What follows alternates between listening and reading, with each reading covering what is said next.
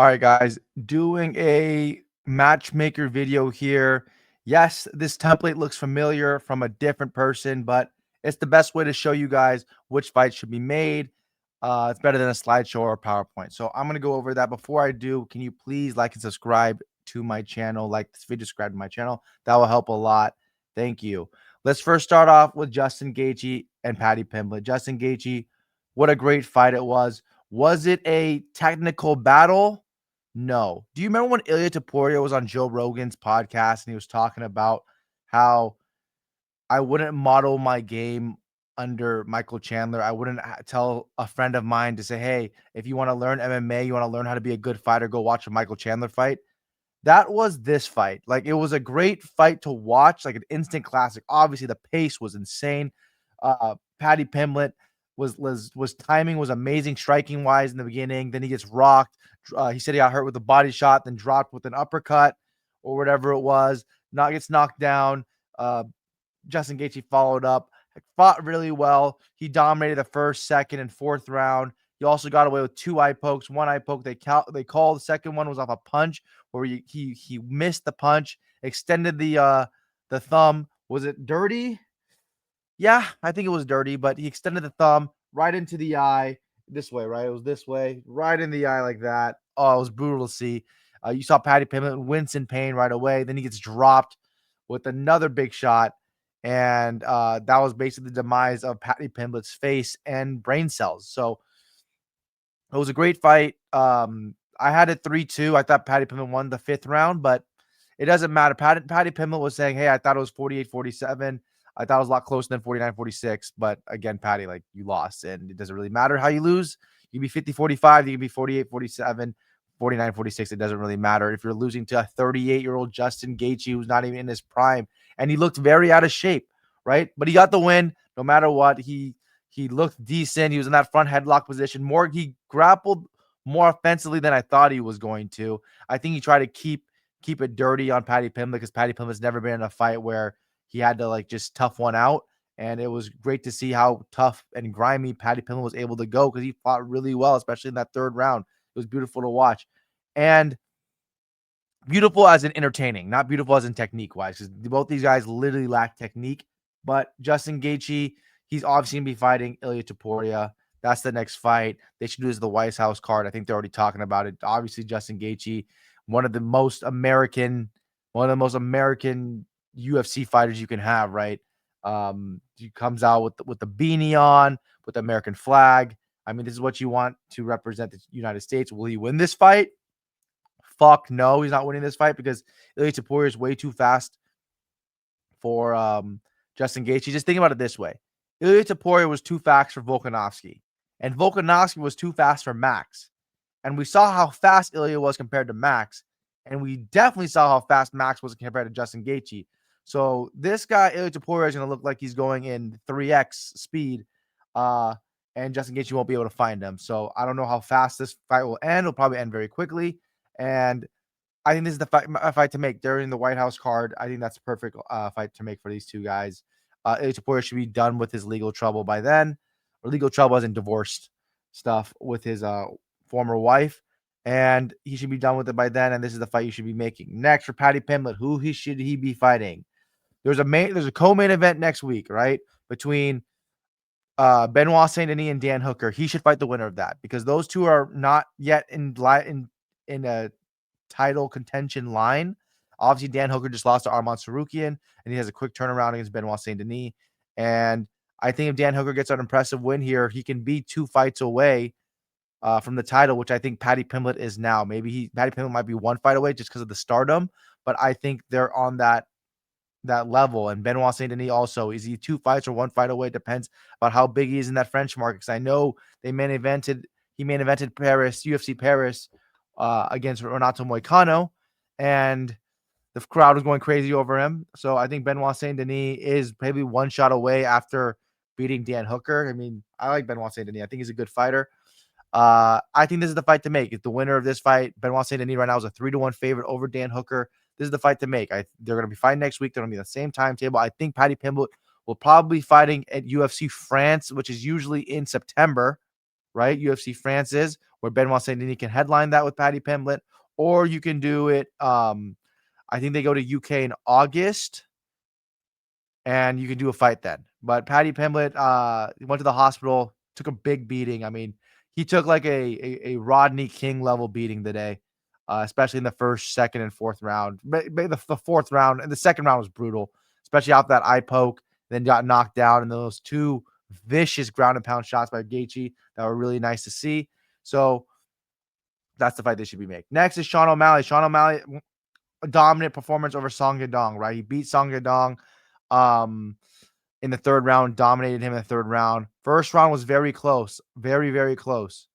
I rewatched it. At first, I thought Song Yadong won that first round, but then I saw the work O'Malley did. I mean, he was stinging him with some couple shots, keeping him at bay. Song Yadong just basically landed a kind of calf kicks. He was kind of cheeky to start the fight as well, going for the fake glove tap to the calf kick, and then Sean O'Malley tried to answer back in the second round. But Sean O'Malley needs to be fighting Petr Yan. I mean, this is the fight to make. You make this fight, you have to make this fight. Why would you not make this fight? It makes the most sense, obviously, because Merab, I don't think they're going to give Merab another title shot. I know Merab was dominant. I know he fought every 5 times a year, 4 times a year. But again, like, he's not a name. Petr Yan, people love watching Petr Yan fight. People love watching Sean O'Malley fight. Those two, I think, especially with their history with Sean O'Malley having a close decision victory over Petr Yan, I think this is a matchup they need to make, a 5-round fight, obviously, because of it's a title fight. But I want to see this matchup. I think Petr Yan is a lot better since that O'Malley fight. I think O'Malley's a lot better since that fight. And I think this is the fight to make, especially for the world championship. The problem is, if Sean O'Malley wins the world championship, Merab is not sniffing that belt, right? Merab, they're going to tell Merab, you either go down or you go up, because you're not staying at 135 unless you want to be like a gatekeeper at 135, because you're not fighting Sean O'Malley, because we're not letting that happen, right? But this is the fight to make, Petr Yan versus Sean O'Malley. Next, Song Yadong. He fought very well, especially that second round. He fought very well. First round, he was fighting well as well, fighting well also. But Sean O'Malley did a little bit more from the outside. I thought the range of Sean O'Malley would be a big problem. I went 4-1 on my most confident picks. I obviously lost Paddy Pimblett, which I was very confident in, and I lost $1,000 on him. But whatever. Song Yadong, he fought admirably. I thought he was going to win. I picked Sean O'Malley to win as one of my most confident. I said that Sean O'Malley, this fight reminds me of Sean O'Malley, Israel Adesanya versus Paulo Costa. And I thought the T-Rex arms of Costa, which is Song Yadong in this comparison, I thought that would be a big problem, not be able to get close with their boxing range. And that's actually what happened. So Song Yadong, he should be fighting next is Peyton Talbot. This is the fight you should be making. Peyton Talbot, he showed that he has takedown defense now against Henry Cejudo. He implemented his takedown defense versus Felipe Lima. Or Andre Lima or Felipe. I think it's Felipe Lima. He implemented his takedown defense. Now let's go to Song Yadong, alpha male guy. Not really a takedown artist or a wrestler, but Song Yadong has power. They'll trade in the pocket. I think this is a good fight for both these fighters to make. He just beat Henry Cejudo pretty recently, and he's not really an active fighter, and Song Yadong's not really an active fighter as well. So maybe they do this fight in like 6 or 7 months, but this is the fight to make, right? Next is Waldo Cortez Acosta. He just beat Derek Lewis. Derek Lewis was gassed. Derek Lewis was swinging at air. That fight was very slow paced because that's how Waldo likes to fight, especially when he's going forward. He likes to draw attacks and counter, but Derek Lewis doesn't like to go first. And it was very boring in the first round. Second round, he ends up getting the finish. I thought Derek Lewis got injured, but I'm not really sure. But Waldo Cortez Acosta, he's close to a title fight. He's looking for the title fight, but I don't think he deserves a title fight just yet because Sergey Pavlovich just beat him last year as well. And Sergey Pavlovich just deserves a chance at the belt compared to Waldo, who lost him pretty badly, 30-27. Let's give him Curtis Blades. Curtis Blades just beat Kunaev, who's going to be fighting Gelton Almeida, I believe. And Curtis Blades didn't look great there. So let's give him another step down, a rung down the ladder in this heavyweight division. Let's give him Waldo. I think this is going to be a good fight. Curtis Blades doesn't really use his wrestling as much, and that seems to be Waldo Cortez Acosta's issue in fighting is calf kicks and wrestling. And let's see if Curtis Blades will go back to his old ways and start wrestling again, but probably not because he likes to strike now. And yeah. Next is Natalia Silva. Natalia Silva, I think there's only one. She needs a title shot. I mean, she's the second overall. She just beat former champion Rose Namajunas, former two-time champion Rose Namajunas. People think that fight was close and Rose won that first round. No way. Go rewatch the fight. Rose throws nothing.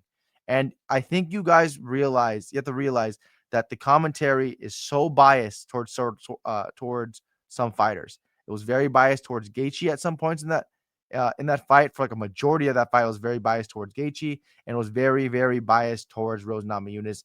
Rose Namajunas didn't land anything in a combination. And John Anik's like, what a great right hand by Rose Namajunas, showing that championship spirit. I'm like, what are you talking about? She literally missed. She's 5 feet away from her. You're just saying shit to because there's nothing going on, and you need to have airtime, right?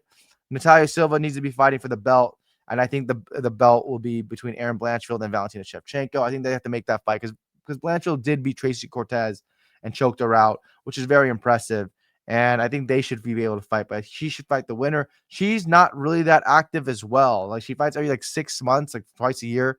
So I'm guarantee you, Valentina and Aaron Blanchfield are going to fight pretty soon, probably like in 3 months, and they can wait in like August or September to be making this fight here, right? Because fight nights and regular pay-per-view cards don't really matter anymore because it's all under that Paramount umbrella, so they really don't care.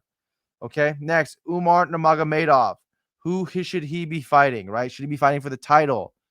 I don't think so because I think Sean O'Malley is going to be fighting for the title. He doesn't look impressive in most of his wins. Like versus Davis Figueiredo, you should have smashed him. You should have destroyed him. Davis Figueiredo also was not engaging on the feet for 90% of that fight. And like the second round, like 20 seconds left, started engaging. But on top, Umar needed to go he was in full guard, then he would go to half guard, try to go to side control, then immediately got swept back into butterfly, uh, back into not swept, but put back into butterfly by Davis Figueiredo, and he killed the butterfly with another half guard pass, and the round was over. He needs to go and mount and finish this guy Neon Belly, or at least choke him out. He was given not a layup, but he was a minus 2,000 favorite, and he was a way bigger fighter. He should have finished that fight. We have to give him somebody else. Let's give him Ayman Zahabi, right? Because Ayman Zahabi, he's like 38 years old. And I know he's not up in the rankings. He's like ranked around number 11, right? Number 11, I assume. Where's he at? Ayman Zahabi is at number 7. He's at number 7. So let's give him Umar Nurmagomedov. He wants to fight anybody, anytime, anywhere. That's what he said. And he wants to fight after Ramadan right away. So you make this fight in June, you make this fight in August or July. You have to make this fight because it just makes sense. Why you're not going to give him? Let's go down the list of who he's going to give him. Are you going to give him somebody like? Are you going to give him a Rob again? No, you're not going to give him a Rob. Are you going to give him Sean O'Malley? No, because he's been fighting for the title with Petr Yan. Corey Sandhagen, we already saw that fight. You wanted to see Song Yadong versus him? Song Yadong's coming off a loss. I think he should be fighting a prospect, not a guy that makes him closer to title contention, right? And Ayman Zahabi, I think, is just the next guy in line. It's either him or Chito Vera, and I think we're tired of Chito Vera. So it should be Ayman Zahabi. I like that matchup a lot. Ayman Zahabi comes from that TriStar with his brother Faraz, he used to be the head coach of GSP, George St. Pierre, and some other good fighters like Kevin Lee used to be there. And they have a brilliant mind over there, and he should have a game plan to try to beat a younger Umar Nurmagomedov, right? Next, we have Gene Silva and Arnold Allen. Gene Silva fought slow in the first round, very, very slow. He lost the first round. I don't know what judge gave him 30-27. That was actual bullshit. Arnold Allen, honestly, I thought he was winning the first 7.5 minutes of the fight. And he definitely won that first round. There's a late flurry by Gene Silva, but really didn't land anything super clean besides one punch. Tried a jumping knee that wasn't nowhere near Arnold Allen, but whatever. Gene Silva, he fought very well, especially in the late second and then in the third round, where he actually even rode Arnold Allen like a skateboard, which is crazy. So Gene Silva, I think he should be fighting up because he's a very exciting fighter. He throws with a lot of power. He walks forward. This is what you want in as a promotion, right? He needs to be fighting a guy like Youssef Zalal. Let's go test Youssef Zalal, who goes backwards all the time, right? Let's test the Moroccan Devil. Gene Silva goes forward a lot. I know these guys are friends. I've seen them do videos together on clips and TikTok or whatever. But hey, you guys have to fight. I mean, these guys, Gene Silva's friends with everybody, I guess. So Gene Silva and Yusuf Zalal, they should fight. Yusuf Zalal wants to step up in competition. He's coming off a nice win over Josh Emmett where he armbarred him quickly. Gene Silva usually fights like 3 times a year anyways. So they should make this fight pretty soon, maybe like 2 months, 3 months. Yusuf Zalal is usually a guy that is pretty active as well. So I can see this fight being making really quick, 2 or 3 months. Gene Silva really didn't take that much damage, even though he was getting popped with a couple jabs, a couple straights by Arnold Allen. And I believe Arnold Allen should be fighting Steve Garcia. This will be a car crash waiting to happen. Steve Garcia, he goes forward, he presses hard, reckless abandon, and Arnold Allen also, his defense isn't the greatest, but he's smart in there. And you could tell he's always thinking, trying to create traps, create angles, and you see it. So I respect that, and I like it. So Arnold Allen versus Steve Garcia would be a great fight right there. But Steve Garcia also overthrows a lot. I just like to see it. And I think that's a fair matchup, right? Next is Atiba Gautier. Who's he going to be fighting? He just beat Andre Pulayev. Andre Pulayev actually looked pretty good. He didn't look like a minus 5,000 favorite that he usually always is. I think he was like a minus 1,600, minus 1,200 favorite over Pulayev. Atiba Gautier, he needs to work on cutting off the ring. He needs to work on his kicks too. He needs to work on his angles and setups. He throws a lot of good feints, especially in that boxing stance. At 23 years old, allegedly, right? You know, those Cameroonians, they freaking lie, and all these African, hey, this guy's 23. Nope, he's actually 31. So that's probably what it is with Gautier, but you need to give him a prospect. This was kind of a too high jump up for him, possibly. So I would have to give him another prospect, someone from the Dana White Contender Series recently. Who would you give him? Let's give him Jordan Santos. Jordan Santos is coming off a nice win over Danny left-handed God Barlow. And this is a good fight to make. I mean, you have a guy that goes forward and you have Jordan Santos goes forward. So both fighters go forward. It's going to be a car crash waiting to happen. Atiba Gautier should be able to defeat Jordan Santos. He's not ready for like a top 20 guy, right? Is he ready? Like, I was looking through the list of guys that I can possibly see him fighting, and I saw some names. I'm like, damn, I don't know if he's better than him. Is he better than Jacob Malkoun? Like, is he better than, I don't know. He fights next week, and he's fighting somebody decent next week, actually. Jacob Malkoun. Who's he fighting? He's fighting Torres Finney. So, like, is he that good? Do we give him Calvin Gaslam? Do we give the Iron Turtle Jun Young Park? Do we give him CLD? Do we give him like I don't know if he's ready for these matchups. So, especially because we haven't seen his grappling. His cardio held up pretty well. People were saying he was really tired. I think he was just conserving energy. That's the way he fights. He fights like he doesn't throw a lot of stuff continuously with volume. He just plods around every 15 seconds, 13 seconds. He's going to unleash a bomb, and that's how he fights. But that's my list. Rose Namajunas, I don't know who she should be fighting, honestly. I don't think she's a 125er. Someone got mad because in my comments on my last video about my most confident picks, I said that she sucks. But I'm saying she's not good for the 125 division. I obviously know she's a very good fighter, but for the 125 division, where she used to be like a weight bully, bigger, a lot bigger than these 115ers, she's just an ordinary fighter, and she gasses every time, right? You saw her gas versus Miranda Maverick. I saw her gas versus Natalia Silva, and I just believe that she's past her prime and she needs to go back to 115 if she has a real chance to winning another championship, right? And who she should be fighting, honestly, you could give her I don't even know. Karini Silva.